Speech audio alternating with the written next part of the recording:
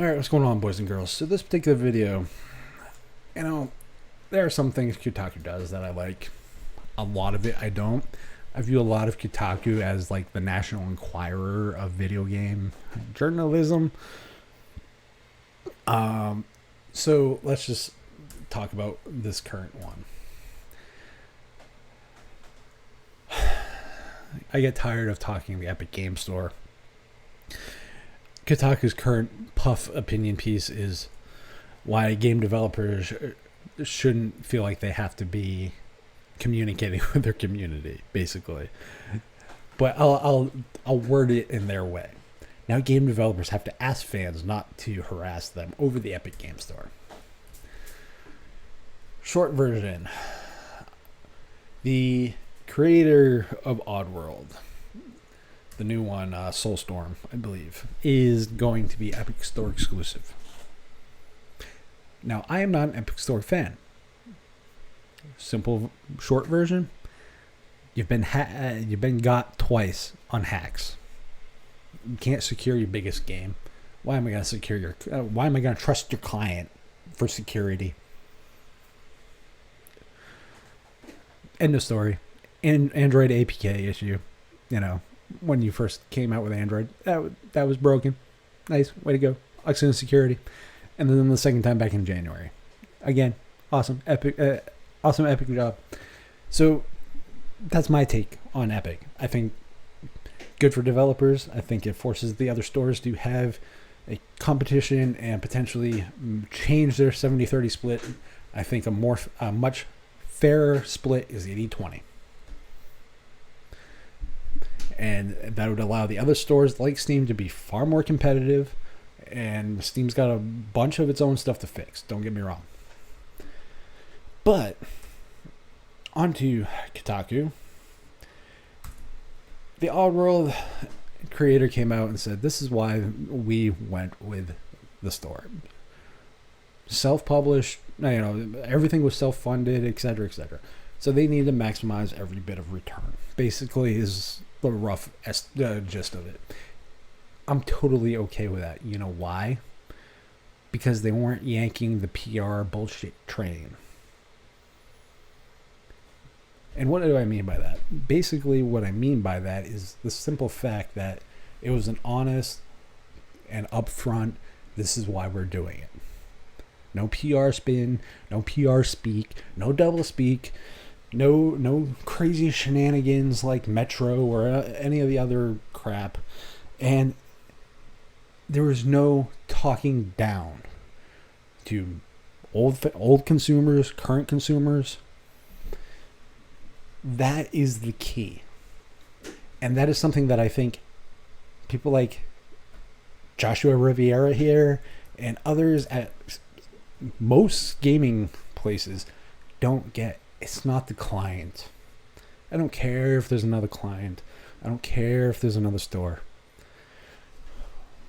It's not about the developers feeling like and no, they personally should not be harassed, but their business, this is where you make the separation. You should be able to criticize and critique their business. And they are in the business of selling a product or a service. That means they have to be in the business of customer service. They might not see it that way, but that is the reality. So, there was a good portion of gamers that called Lanning's message classy and respectful. However, there are always the jackasses and the other idiots that don't understand this. They're saying that the classy and respectful was to the consumer, to the customer, former and present and possibly future. They were being respectful and they were calling Lanning a classy guy, personally. The problem with a lot of game press, game journalists, you guys cannot separate when people are complaining about the business or the people. So this shot right now to at Kotaku and people, I'm calling out names, Joshua Riviera, and people within that mind frame don't understand that. Because what game journalists and game websites won't tell you is they're gatekeepers. They don't break news. They have relationships with PR companies, and that's how they determine. PR companies determine what people get access to. That's how that works. Companies like Curse, there are a number of PR companies, video game PR companies. And the thing is, once you get past the gatekeepers, it's really easy to get access. But they're not going to be honest about it, because when a press release from a PR company comes out, if you ever read the press release, then read what gets printed as a story. It's the press is just regurgitating the PR release that they got. There's nothing of substance in it that wasn't already predetermined by somebody that spends their time doing PR work. The best PR the video game industry has is the press. Because they ain't no journalist. So you guys want to talk about ire and all the other stuff, because like his message before that was, "While full of ire."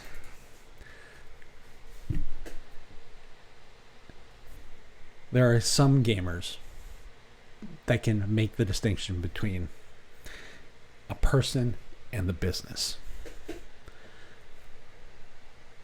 We can make that separation. You guys have such personal relationships, you think personal and business are tied together, and they're not. So any criticism anybody can make is going to be looked at as a personal attack. And that's just fucking stupid. So if you want a personal attack, here's one.